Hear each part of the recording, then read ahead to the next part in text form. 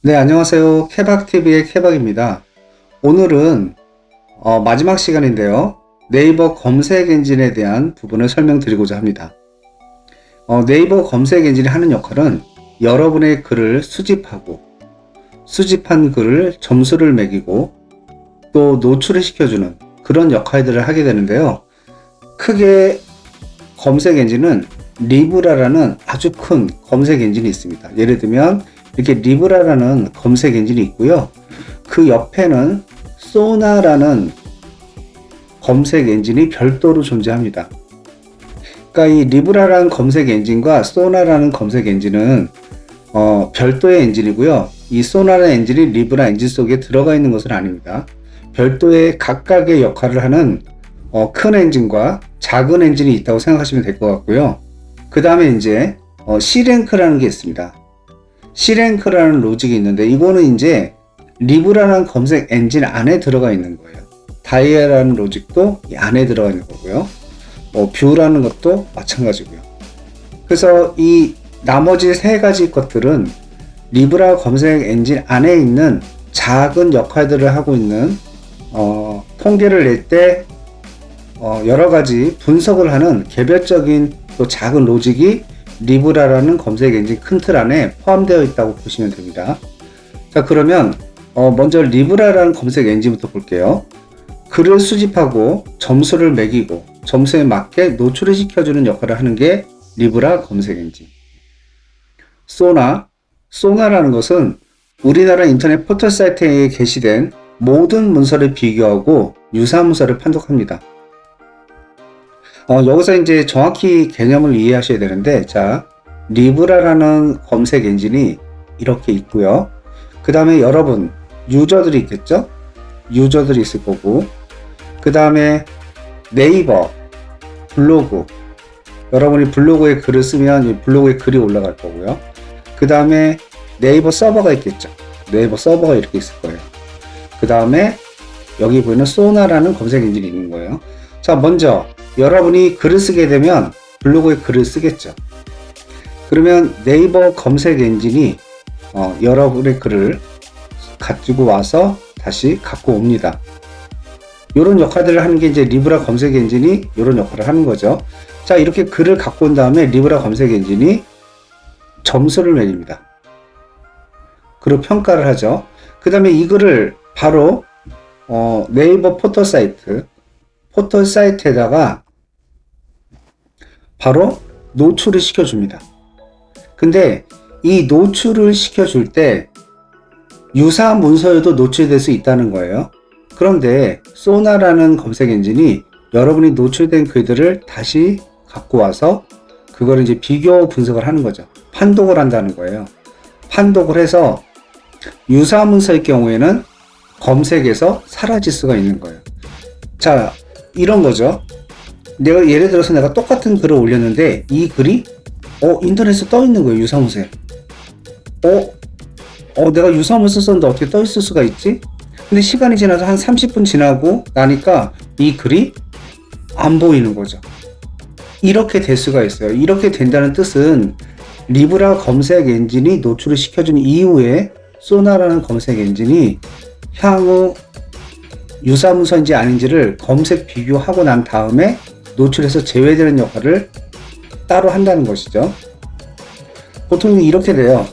그러면 유사 문서를 내가 글을 썼을 때 이 글이 언제 정도 되면 사라지느냐, 그거는 알 수가 없어요. 왜냐하면 이제 네이버 검색 엔진 리브라가 여러분의 글을 수집해서 점수를 매기고 이제 일단 색인 작업을 하죠. 그래서 네이버 서버에 각각의 분야들이 있을 거고요. 그 분야에다가 이 글들이 딱딱 책꽂이에 책을 꽂듯이 같은 부류에 있는 내용들로 따로 이렇게 색인 작업을 하는 거죠.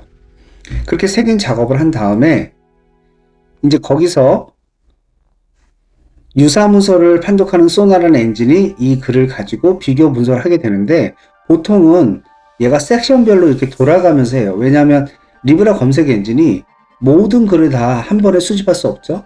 그래서 섹션별로 이렇게 돈단 말이죠. 근데 예를 들면 이런 거예요. 내가 글을 썼을 때 어떨 때는 30분 만에 노출이 되고 어떨 때는 1시간이 지나야 글이 뜨고, 이거 왜 그러냐면 방금 제가 여기에 글을 썼는데 리브라 검색 엔진이 방금 여기를 지나갔단 말이죠. 그러면 얘가 한 바퀴 돌아서 다시 올 때까지는 글이 수집이 안 되는 거거든요. 마찬가지로 소나라는 검색 엔진도 똑같아요. 여기는 글을 유사문서인지 아닌지 판독할 때 섹션별로 돌거든요. 그러면 마침 유사문서를 판독을 여기까지 진행했는데 내가 이 시점에 글이 딱 올라가게 되면 유사문서 판독을 다 끝내고 다시 처음 섹션으로 와서 다시 유사문서를 비교할 때 그때 얘가 걸리게 되는 거기 때문에 유사문서로 걸려서 내려가는 시간이 똑같은 어떤 딱 정해진 시간 안에 내려가는 게 아니라 검색 엔진이 얘를 분류했을 때 분류하는 시점에 따라서 그 시간이 달라질 수 있어요. 보통은 1시간 정도면 충분히 그 안에 한 섹션이 다 돌아간다고 봐야 되기 때문에 1시간 정도면 유사문서를 올렸을 때 다 걸린다고 생각하시면 됩니다. 그 다음에 C랭크라는 게 있어요. C랭크라는 거는 한 분야의 전문성을 가지고 글을 작성하는 유저에게 높은 점수를 주는 로직이거든요. 자, 이 C랭크가 있고 그 다음에 다이아가 있어요. 다이아라는 것은 경험한 것을 기반으로 글을 작성했을 때 높은 점수를 주는 로직이고, 다이아 플러스는 경험과 키워드 관련성 확장. 뭐 예를 들면 놀러 간다라는 거, 놀러 간다라는 어떤 단어가 있잖아요. 그럼 그 놀러 간다라는 단어만 노출되는 게 아니라 놀러 간다라는 의미를 담고 있는 여러 관련된 키워드가 같이 노출될 수 있는 것을 의미하는 거거든요. 근데 자세히 보시면 이 C랭크와 다이아는 비슷한 부분들이 있어요. 자, 예를 들어 볼까요? A 공인중개사 글을 써요. 홍길동 아파트 매매, 홍길동 아파트 전세, 홍길동 아파트 월세, 홍길동 아파트 시세, 홍길동 아파트 뭐 가격, 홍길동 아파트란 말이 계속 나와요. 자, B가 또 글을 써요. B는 기타에 대해서 글을 써요. 기타 잘 치는 법, 기타 코드 잡는 법, 기타 싸게 사는 거, 기타 공연하기 좋은 장소, 이런 식으로 기타를 계속 써요. 제가 첫 시간에 말씀드린 것처럼 네이버 검색 엔진이 상업적인 글과 일상적인 정보글을 구분하는 데 있어서 가장 많은 비중을 차지하는 게 뭐라고 그랬죠?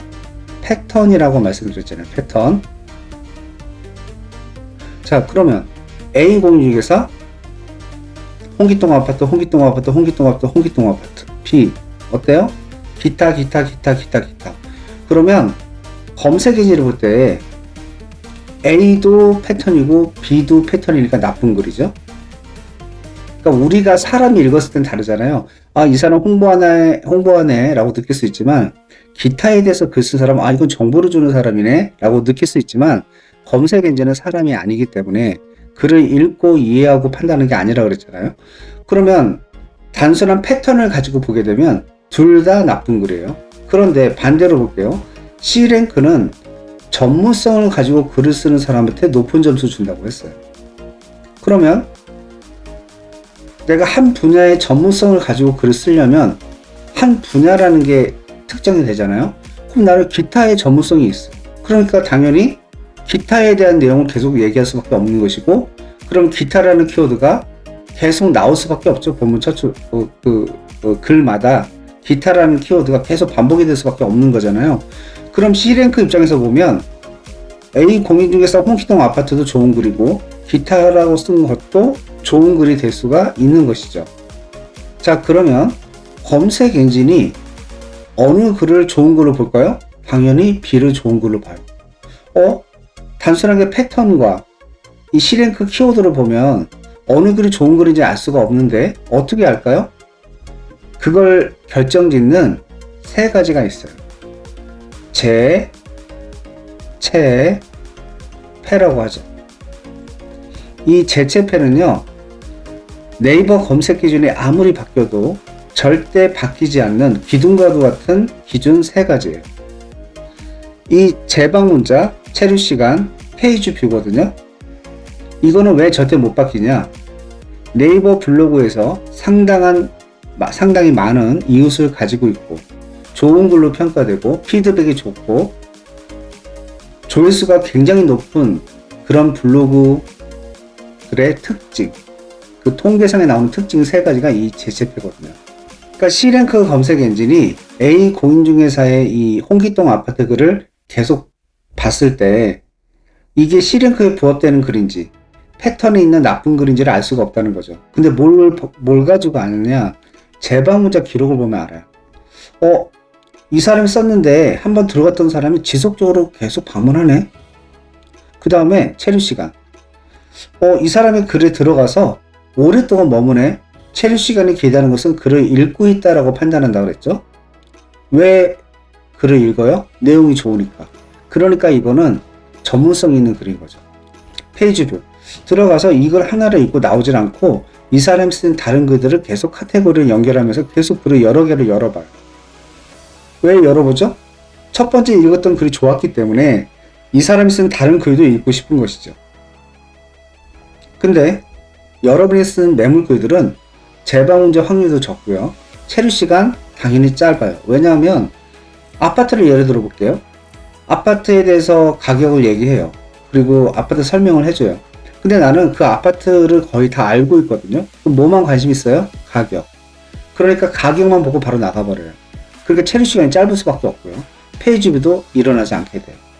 그러니까 상업적인 글을 쓰는 사람들의 특징은 재방문자, 체류 시간, 페이지뷰가 낮을 수밖에 없는 거예요. 반대로 기타 키워드를 반복한 사람, 패턴인지 전문성이 있는지 모르겠지만 통계를 보니까 재방문율이 굉장히 높네. 체류 시간도 되게 길고 페이지뷰도 높게 일어나요. 그 얘기 무슨 뜻이에요? 이 사람은 전문성을 가지고 글을 쓰고 있는 것이다. 그렇기 때문에 사람들이 오랫동안 머물고 또 자꾸 방문하고 하나의 글만 열어보는 게 아니라 여러 개의 글들을 계속 열어보고 있다는 것이죠. 자, 이렇게 검색 엔진은 사람의 글을 읽고 이해하고 분석하는 것이 아니기 때문에 오로지 통계를 가지고 분석을 한다는 거예요. 그래서 어떤 부분이 생기게 되냐면 우리가 글을 쓸 때 사람이 볼 때는 좋은 글이 아니어도 검색 엔진이 볼 때는 좋은 글이 될 수도 있어요, 없어요? 예, 있다는 얘기죠. 자, 이게 바로 C랭크와 패턴의 차이점입니다. 그 다음에 다이아. 이 다이아는 경험을 기반으로 글을 썼을 때 높은 점수 주는 거예요. 제가 첫 시간에도 말씀드렸지만 내가 사용하고 있던 어떤 제품들, 똑같은 제품을 써도 그 제품을 쓴 사람들의 후기는 다 다를 수 있죠. 또 판단도 달라지기도 하고 장점을 얘기하는 사람, 단점을 얘기하는 사람, 여러 가지 의견이 있을 수 있잖아요. 그런 여러 가지 의견, 그런 것들, 경험을 기반으로 한 글이 가장 좋은 글이고, 다이아 플러스는 그 경험을 기반으로 했을 때 그 경험과 관련된 어떤 특정 키워드만이 노출되는 것이 아니라 그 키워드 썼을 때 A라는 키워드를 썼지만 B라고 검색하는 사람이 있을 때 A와 B가 관련성이 있으면 A라고 쓴 사람이 글이 노출될 수도 있다는 거예요. 즉 키워드가 없어도 그 의미가 비슷한 키워드로 분류되는 글이라면 같이 연결돼서 글이 노출될 수 있다는 게 바로 다이아 로직입니다. 그 다음 뷰라는 거 잘 아실 거예요. 우리가 스마트폰 영역에서도 PC 영역에서도 여러 가지 섹션을 통합적으로 보여주잖아요. 거기에 보시면 블로그, 리뷰, 카페, 네이버 포스트 이렇게 4개의 영역이 노출이 되는데요. 앞으로의 시대는 동영상이 중요하기 때문에 동영상 섹션이 더 많이 상단에 노출되는 그런 결과값을 많이 보시게 될 거예요. 자, 뭐 잘 아시겠지만요. 앞으로의 시대는 동영상 시대예요. 그렇기 때문에 네이버에서도 굉장히 많은 비중을 두고 투자를 하는 것이 동영상이죠. 그래서 여러분들 앞으로 유튜브나 네이버 TV 또 네이버에서 지금 새로 만들고 있는 생방송 스트림 그런 플랫폼 이런 것들이 주류가 될 것이기 때문에 앞으로 영상에 대한 중요성을 더 많이 염두에 두시고 그쪽으로 집중을 하셔야 되고요. 지금까지 블로그 상위 로츠가 관련돼서 여러 편으로 말씀을 드렸습니다. 다음에는 더 좋은 주제로 여러분 찾아뵙도록 하겠습니다. 감사합니다.